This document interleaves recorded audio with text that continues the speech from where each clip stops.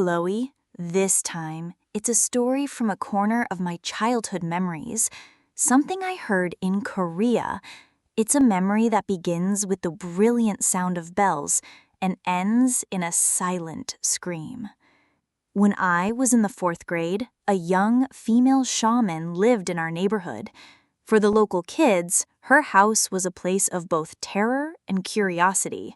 My older brother, who was in the 6th grade at the time, was always wondering, what does that shaman do when she's all alone? Then one day, the shaman appeared with a little girl, about 7 years old. The girl was wearing worn-out clothes that looked like they'd fall apart at any moment, and she followed the shaman with terrified eyes, disappearing behind that gate. The adults in the neighborhood whispered.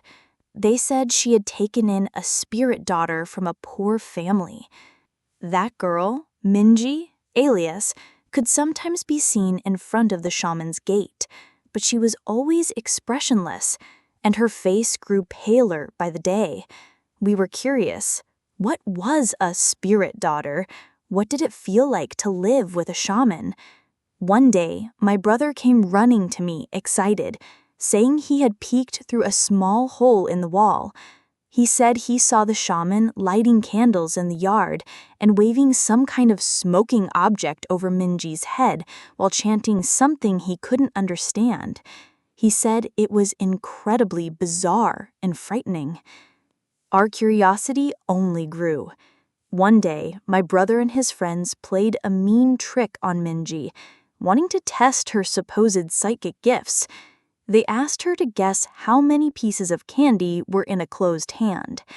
But to our astonishment, Minji guessed the exact number, and it was on that very day that the shaman came out of her house, shot us a look as cold as ice, and roughly dragged Minji inside by the arm. After that day, Minji completely disappeared from the neighborhood. Was it because of us?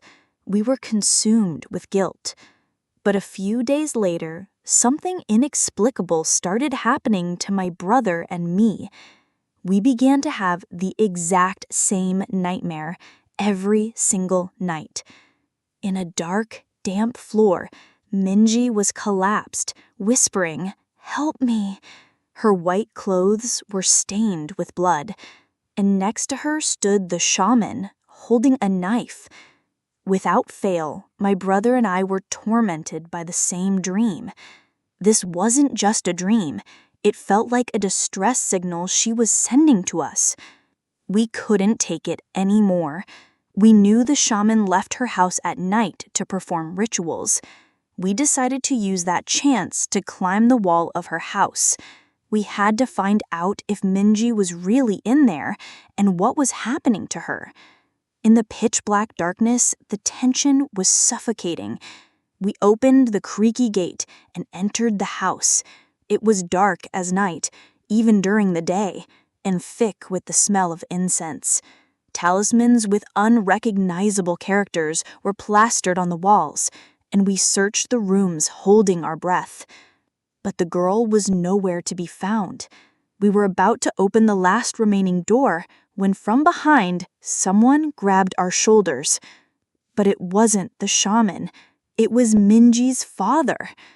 Worried sick about his daughter, he had been secretly circling the shaman's house for days. Crying, he told us everything. A poor man suffering from tuberculosis, he couldn't bear to see his daughters suffer, so he had sent his child to be adopted by a woman who introduced herself as a wealthy widow. He had no idea she was a shaman. Then why on earth had the young shaman, Hwa-young, alias, adopted a small child? The truth was horrifying. She had been feeling her spiritual powers fading, and to get them back, she devised a terrible secret ritual to steal the soul of a young child and absorb it into herself. The reason Minji's face was so pale, the reason she looked so sick, it wasn't because of an illness. It was because every night, Hwa-young was performing a ritual to drain Minji of her life energy. We immediately called the police. Hwa-young, returning from her ritual, was arrested for attempted murder. When the police opened the door to the room, Minji was lying there, collapsed in a blood-stained white dress, exactly as she had appeared in my brother's dream. I never heard what became of the girl after that, but sometimes I wonder, if Minji hadn't appeared in our dreams that night, what would have happened? Perhaps it was her desperate soul that led us there. Do you think this case was a supernatural rescue signal sent by the child's spirit? Or do you believe it was a miracle created by the children's pure concern and a series of coincidences? Please leave your thoughts in the comments.